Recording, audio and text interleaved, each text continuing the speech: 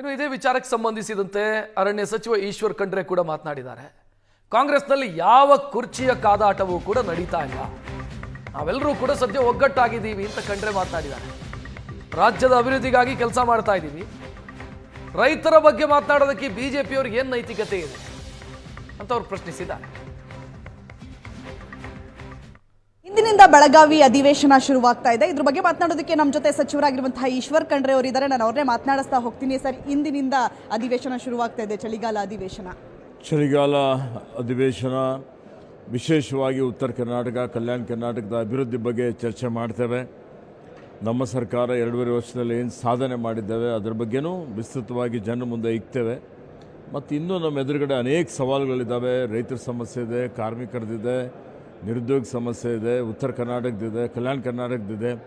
ಇವೆಲ್ಲ ಸಮಸ್ಯೆಗಳ ಬಗ್ಗೆ ವಿಸ್ತೃತವಾಗಿ ಚರ್ಚೆ ಮಾಡಿ ಇದಕ್ಕೆ ಪರಿಹಾರ ಕಂಡುಕೊಳ್ಳುವಂಥ ಒಂದು ಪ್ರಾಮಾಣಿಕ ಪ್ರಯತ್ನ ಮಾಡ್ತೇವೆ. ಸರ್, ಕುರ್ಚಿ ಕಾದಾಟವನ್ನು ಪ್ರಸ್ತಾಪ ಮಾಡೋದಕ್ಕೆ ಬಿಜೆಪಿ ಈಗ ಆಲ್ರೆಡಿ ತಯಾರಿಯನ್ನು ಮಾಡಿಕೊಂಡಿದೆ. ನಮ್ಮಲ್ಲಿ ಯಾವುದೇ ಕಾದಾಟ ಇಲ್ಲ, ಬರೀ ಅಭಿವೃದ್ಧಿ ಅಭಿವೃದ್ಧಿ ಅಭಿವೃದ್ಧಿ.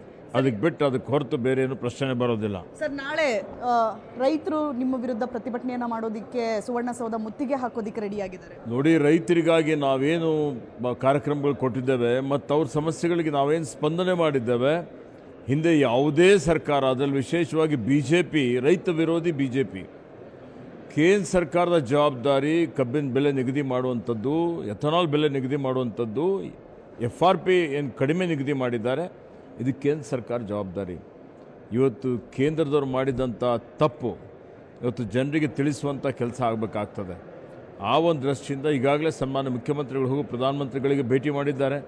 ಭೇಟಿ ಮಾಡಿ ಇವತ್ತು ಸಕ್ಕರೆ ಒಂದು ಕನಿಷ್ಠ ಬೆಂಬಲ ಬೆಲೆ ಇದೆ, ಅದಕ್ಕೆ ಹೆಚ್ಚಿನ ಒಂದು ಬೆಲೆ ಜಾಸ್ತಿ ಮಾಡಬೇಕು ಅಂತ ಕೋರಿದ್ದಾರೆ. ಯಾಕೆ ಕೇಂದ್ರದವರು ತಾರತಮ್ಯ ಮಾಡ್ತಾ ಇದ್ದಾರೆ? ಯಾಕೆ ಬೆಲೆ ನಿಗದಿ ಮಾಡ್ತಾ ಇಲ್ಲ? ರಫ್ತು ಮಾಡುವಂಥದ್ದು ಯಾರ ಜವಾಬ್ದಾರಿ? ಅವರಿಗೆ ಅಧಿಕಾರ ಇದೆ. ಸಕ್ಕರೆ ನಿಯಂತ್ರಣ ಕಾಯ್ದೆ ಅವರ ಅಡಿಯಲ್ಲಿ. ಒಂದೇ ಮಾತರಂ ಸಂಬಂಧಿಸಿದಂಥ ಚರ್ಚೆ ಲೋಕಸಭೆಯಲ್ಲಿ ಆರಂಭ ಆಗಿದೆ.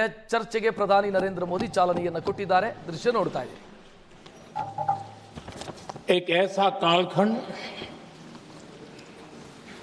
जो हमारे सामने इतिहास की अनगिनत घटनाओं को अपने सामने लेकर के आता है. ये चर्चा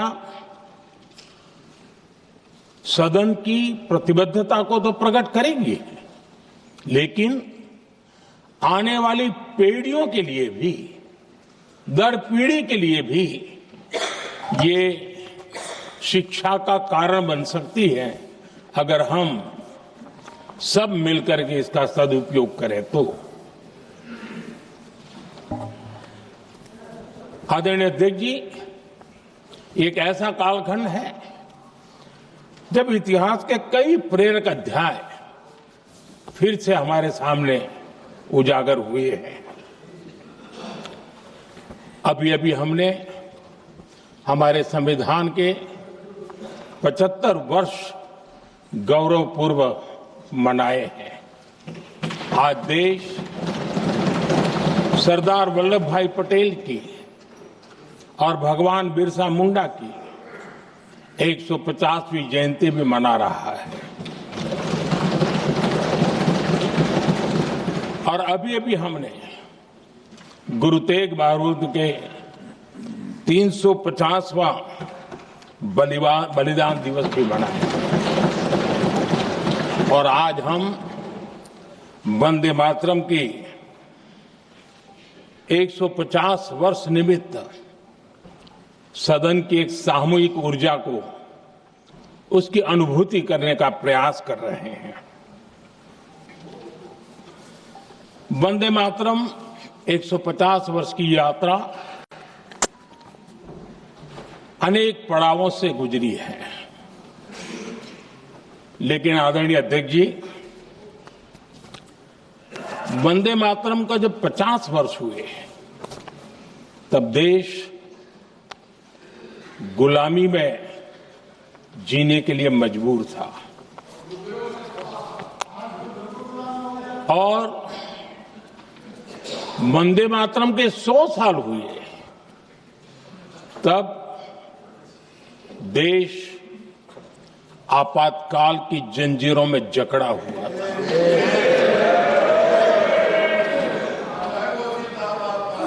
जब वंदे मातरम 100 साल के अत्यंत उत्तम पर्व था, तब भारत के संविधान का गला घोंट दिया गया था। जब वंदे मातरम 100 साल का हुआ, तब देशभक्ति के लिए जीने मरने वाले लोगों को जेल के सलाखों के पीछे बंद कर दिया गया था। जिस वंदे मातरम के गीत ने देश को आजादी की ऊर्जा दी थी, उसके जब 100 साल हुए तो दुर्भाग्य से एक काला कालखंड हमारे इतिहास में उजागर हो गया। हम लोकतंत्र के गिरोह में थे।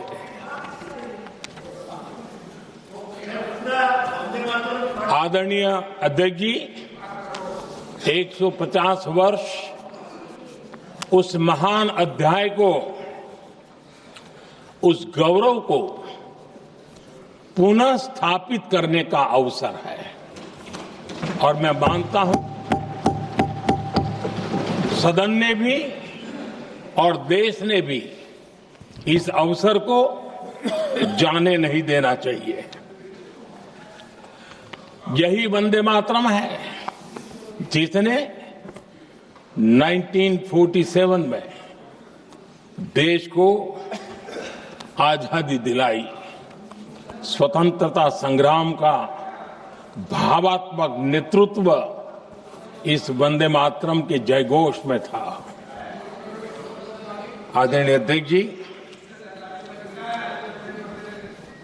आपके समक्ष आज जब मैं वंदे मातरम 150 निमित्त चर्चा के लिए आरंभ करने खड़ा हुआ हूं, यहां कोई पक्ष प्रतिपक्ष नहीं है, क्योंकि हम सब यहां जो बैठे हैं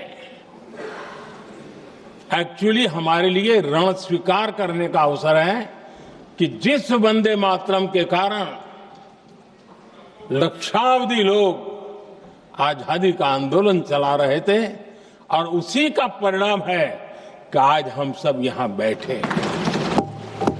और इसलिए हम सभी सांसदों के लिए, हम सभी जनप्रतिनिधियों के लिए वंदे मातरम के रण स्वीकार करने का ये पावन पर्व है।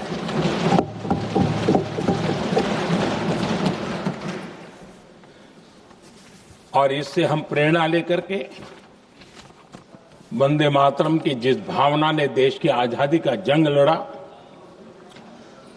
उत्तर दक्षिण पूर्व पश्चिम पूरा देश एक स्वर से वंदे मातरम बोल के आगे बढ़ा। फिर से एक बार अवसर है, आओ हम सब मिल के चले, देश को साथ लेके चले। आजादी के दीवानों ने जो सपने देखे थे, उन सपनों को पूरा करने के लिए वंदे मातरम 150 हम सबकी प्रेरणा बने, हम सबकी ऊर्जा बने और देश आत्मनिर्भर बने। 2047 में विकसित भारत बना करके हम रहे, इस संकल्प को दोहराने के लिए ये वंदे मातरम हमारे लिए एक बहुत बड़ा अवसर है। आदरणीय अध्यक्ष जी, दादा तबीयत तो ठीक है ना? नहीं, कभी कभी इस उम्र में हो जाता है। आदरणीय अध्यक्ष जी, वंदे मातरम की इस यात्रा की शुरुआत बंकिम चंद्र जी ने 1875 में की थी, और गीत ऐसे समय लिखा गया था जब 1857 के स्वातंत्र संग्राम के बाद अंग्रेज सल्तनत बौखलाई हुई थी, भारत पर भांति भांति के दबाव डाल रही थी, भांति भांति के जुल्म कर रही थी, और भारत के लोगों को मजबूर किया जा रहा था अंग्रेजों के द्वारा, और उस समय उनका जो राष्ट्रीय गीत था, गॉड सेव द क्वीन, इसको भारत में घर घर पहुंचाने का एक षड्यंत्र चल रहा था। ऐसे समय बंकिम दा ने चुनौती दी और ईंट का जवाब पत्थर से दिया, और उसमें से वंदे मातरम का जन्म हुआ।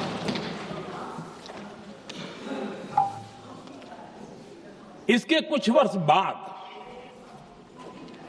1882 में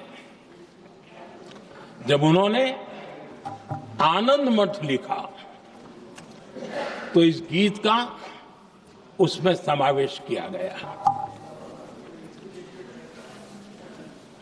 आदरणीय अध्यक्ष जी, वंदे मातरम ने उस विचार को पुनर्जीवित किया था जो हजारों वर्ष से भारत की रग रग में रचा बसा था।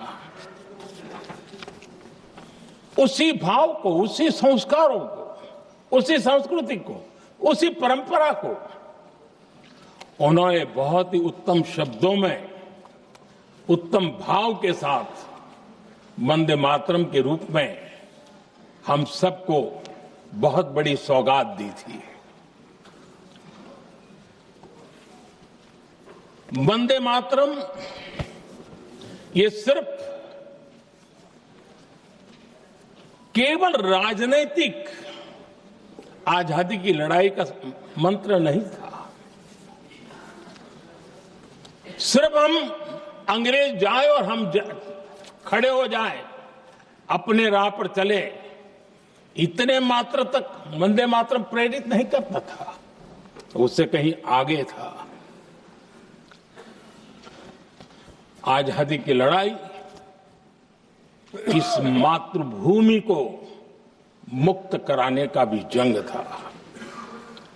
अपनी मां भारती को उन बेड़ियों से मुक्ति दिलाने का एक पवित्र जंग था।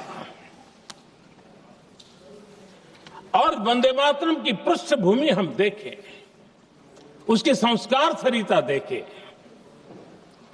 तो हमारे यहां वेद काल से एक बात बार बार हमारे सामने आई है। जब वंदे मातरम कहते हैं तो वही वेद काल की बात हमें याद आती है।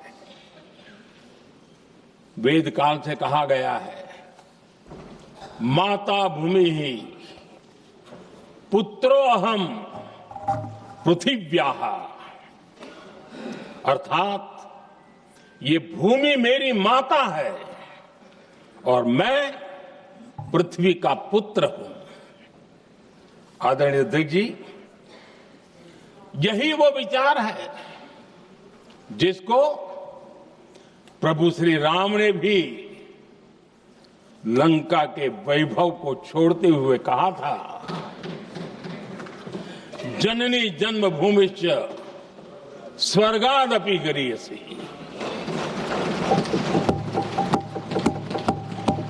वंदे मातरम यही महान सांस्कृतिक परंपरा का एक आधुनिक अवतार है। आदरणीय अध्यक्ष जी, बंकिम दा ने जब वंदे मातरम की रचना की तो स्वाभाविक ही वो स्वतंत्रता आंदोलन का स्वर बन गया। पूरब से पश्चिम, उत्तर से दक्षिण, वंदे मातरम हर भारतीय का संकल्प बन गया। इसलिए वंदे मातरम की स्तुति में लिखा गया था,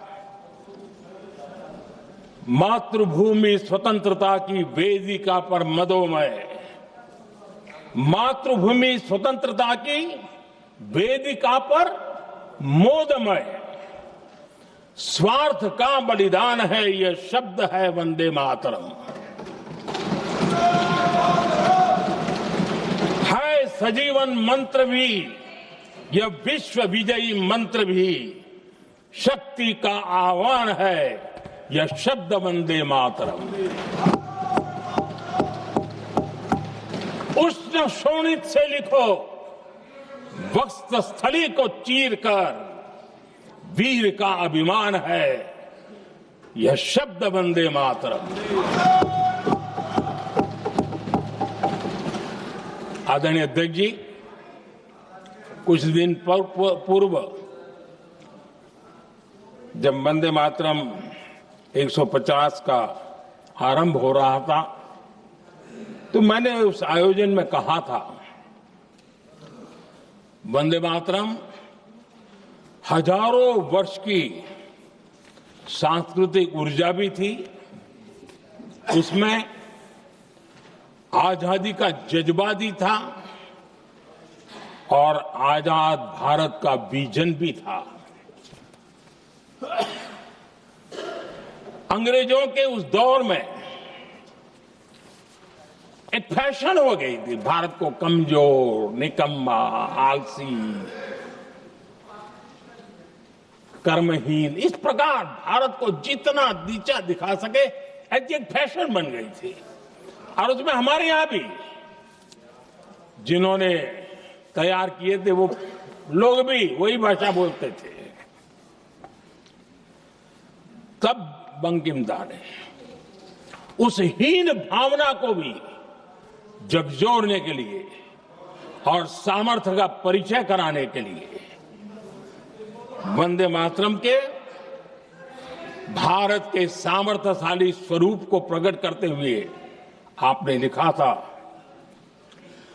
तम ही दुर्गा दश प्रहरण धारिणी, कमला कमल दल विहारिणी, वाणी विद्या दायिनी, नमामि त्वाम नमामि कमलाम, अमलाम अतुलाम, सुजलाम सुफलाम, मातरम वंदे मातरम। अर्थात भारत माता ज्ञान और समृद्धि की देवी भी है और दुश्मनों के सामने अस्त्र शस्त्र धारण करने वाली चंडी भी है। अध्यक्ष जी, ये शब्द, ये भाव, ये प्रेरणा गुलामी की हताशा में हम भारतीयों को हौसला देने वाले थे। इन वाक्यों ने तब करोड़ों देशवासियों को यह एहसास कराया कि लड़ाई किसी जमीन के टुकड़े के लिए नहीं है, ये लड़ाई सिर्फ सत्ता के सिंहासन को कब्जा करने के लिए नहीं है, ये गुलामी की बेड़ियों को मुक्त कर हजारों साल की महान जो परंपराएं थी, महान संस्कृति, जो गौरवपूर्ण इतिहास था, उसको फिर से पुनर्जन्म कराने का संकल्प इसमें था।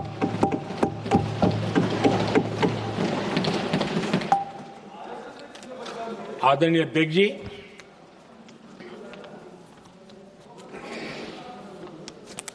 वंदे मातरम,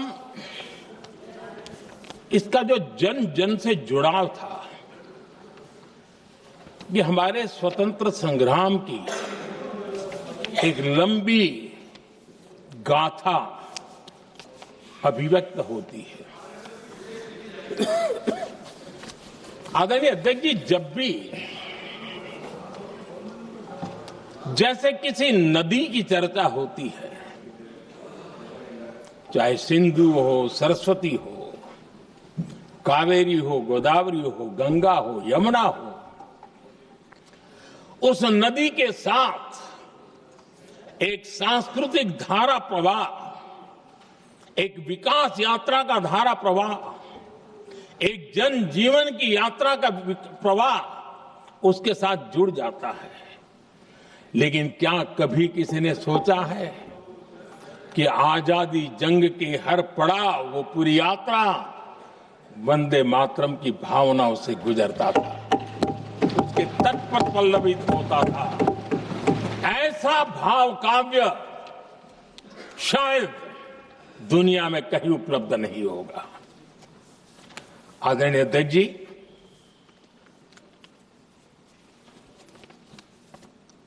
अंग्रेज समझ चुके थे कि 1857 के बाद लंबे समय तक भारत में टिकना उनके लिए मुश्किल लग रहा था। और जिस प्रकार से वो अपने सपने लेकर के आए थे, तब उनको लगा कि जब तक भारत को बांटेंगे नहीं, जब तक भारत को टुकड़ों में नहीं बांटेंगे, भारत में ही लोगों को एक दूसरे से लड़ाएंगे नहीं, तब तक यहां राज करना मुश्किल है। और अंग्रेजों ने बांटो और राज करो इस रास्ते को चुना और उन्होंने बंगाल को इसकी प्रयोगशाला बनाया, क्योंकि अंग्रेज भी जानते थे वो एक वक्त था जब बंगाल का बौद्धिक सामर्थ्य देश को दिशा देता था, देश को ताकत देता था, देश को प्रेरणा देता था। और इसलिए अंग्रेज भी चाहते थे कि बंगाल का ये जो सामर्थ्य है वो पूरे देश की शक्ति का एक प्रकार से केंद्र बिंदु है। और इसलिए अंग्रेजों ने सबसे पहले बंगाल के टुकड़े करने की दिशा में काम किया। और अंग्रेजों का मानना था कि एक बार बंगाल टूट गया तो ये देश भी टूट जाएगा, और वो यावत चंद्र दिवाकरो राज करते रहेंगे, ये इनकी सोच थी। 1905 में अंग्रेजों ने बंगाल का विभाजन किया, लेकिन जब अंग्रेजों ने 1905 में ये पाप किया तो वंदे मातरम चट्टान की तरह खड़ा रहा। बंगाल की एकता के लिए वंदे मातरम गली गली का नाद बन गया था, और वही नारा प्रेरणा देता था। अंग्रेजों ने बंगाल विभाजन के साथ ही भारत को कमजोर करने के बीच और अधिक बोने की दिशा पकड़ ली थी। लेकिन वंदे मातरम एक स्वर एक सूत्र के रूप में अंग्रेजों के लिए चुनौती बनता गया और देश के लिए चट्टान बनता गया। आदरणीय अध्यक्ष जी, बंगाल का विभाजन तो हुआ, लेकिन एक बहुत बड़ा स्वदेशी आंदोलन खड़ा हुआ, और तब वंदे मातरम हर तरफ गूंज रहा था। अंग्रेज समझ गए थे कि बंगाल की धरती से निकला बंकिम दा का ये भाव सूत्र,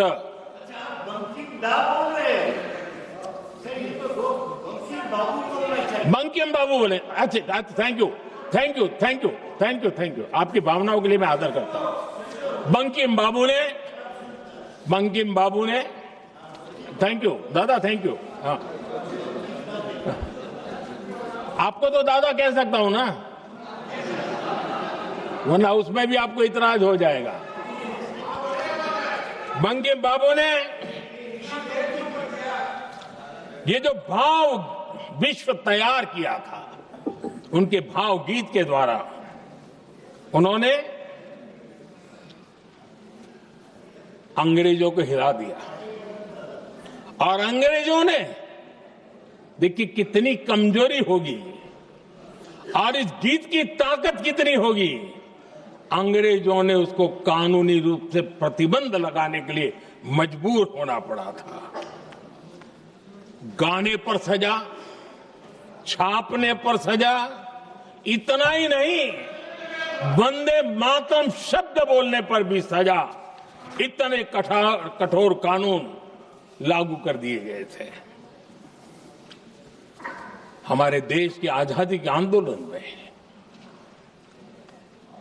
सैकड़ों महिलाओं ने नेतृत्व किया, लक्षावधि महिलाओं ने योगदान दिया। एक घटना का मैं जिक्र करना चाहता हूं। 22 साल में वंदे मातरम गाने पर सर्वाधिक जुल्म हुए थे।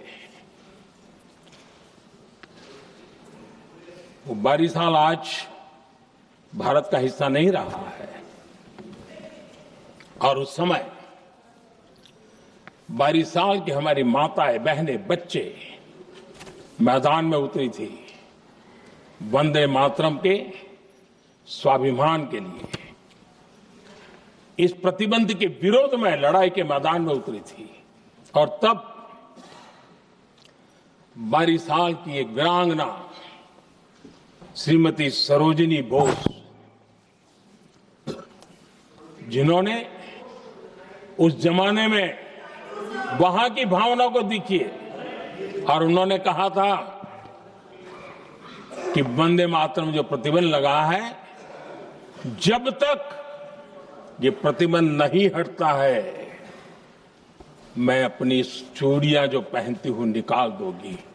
भारत में वो एक जमाना था, चूड़ी निकालना यानी महिला के जीवन की बहुत बड़ी घटना हुआ करती।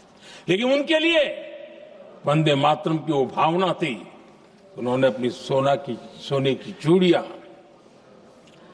जब तक वंदे मातरम प्रतिबंध नहीं हटेगा मैं दोबारा नहीं धारण करूंगी, ऐसा बड़ा व्रत ले लिया था। हमारे देश के बालक भी पीछे नहीं रहे थे। उनको कोड़े की सजा होती थी, छोटी छोटी उम्र में उनको जेल में बंद कर दिया जाता। और उन दिनों खास करके बंगाल की गलियों में लगातार वंदे मातरम के लिए प्रभात फेरियां निकलती थी। अंग्रेजों के नाको दम कर दिया था। और उस समय गीत गूंजता था बंगाल में, जाए जाबे जीवनो चोले, जाए जाबे जीवनो चोले, जोगो तो माजे तोमार काजे, वंदे मातरम बोले। अर्थात हे मां, संसार में तुम्हारा काम करते और वंदे मातरम कहते जीवन भी चला जाए तो वो जीवन भी धन्य है। ये बंगाल की गलियों में बच्चे कह रहे हैं। ये गीत उन बच्चों की हिम्मत का स्वर था और उन बच्चों की हिम्मत ने देश को हिम्मत दी थी। बंगाल की गलियों से निकली आवाज देश की आवाज बन गई थी।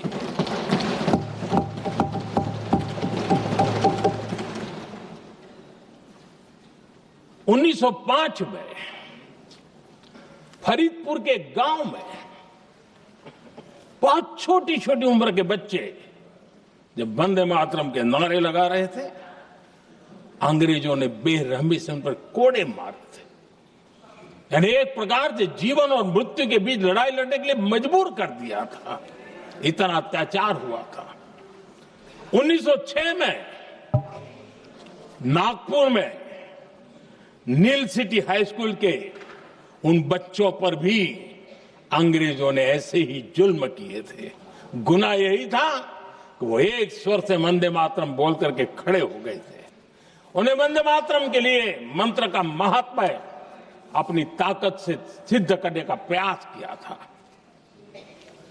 हमारे जांबाज सपूत बिना किसी डर के फांसी के तख्त पर चढ़ते थे और आखिरी सांस तक वंदे मातरम, वंदे मातरम, वंदे मातरम, यही उनका भाव घोष रहता था।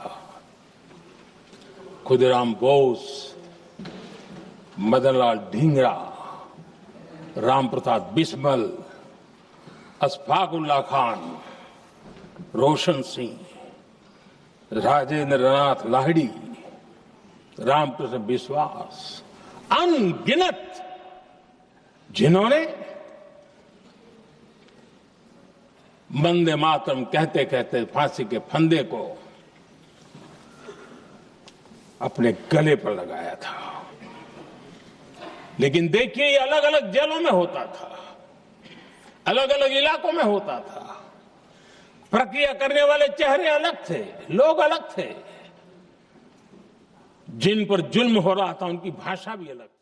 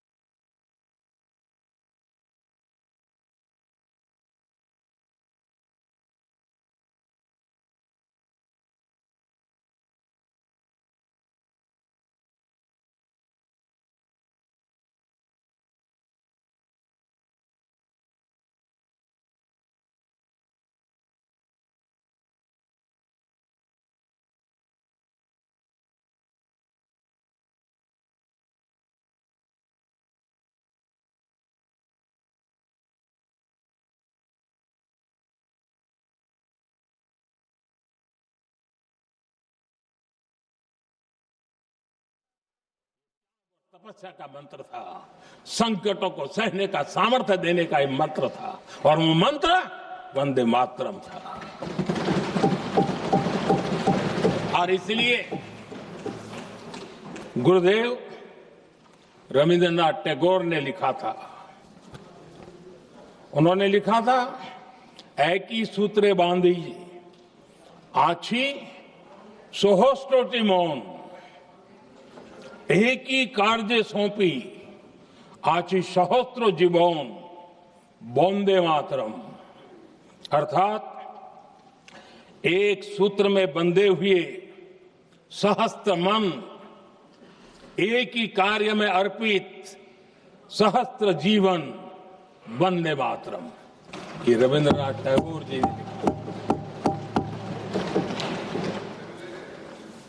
आदरणीय अध्यक्ष जी, उसी कालखंड में वंदे मातरम की रिकॉर्डिंग दुनिया के अलग अलग भागों में पहुंची और लंदन में जो क्रांतिकारियों की एक प्रकार से तीर्थ भूमि बन गया था, वो लंदन का इंडिया हाउस, वीर सावरकर जी ने वहां वंदे मातरम गीत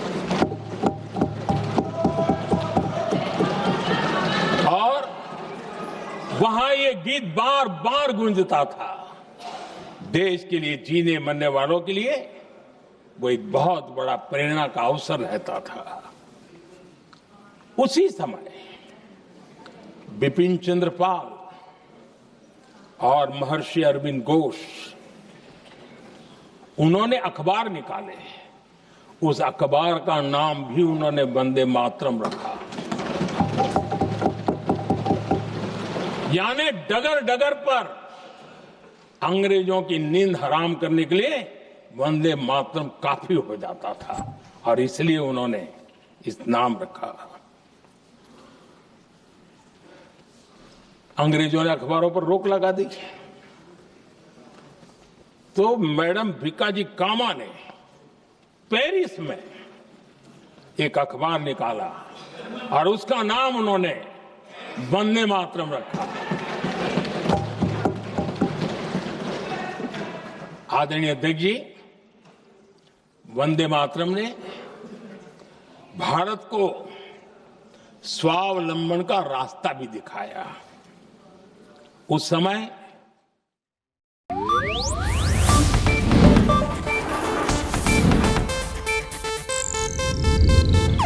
ಇದು ಏಷ್ಯಾನೆಟ್ ನ್ಯೂಸ್ ನೆಟ್ವರ್ಕ್ ಪ್ರಸ್ತುತಿ.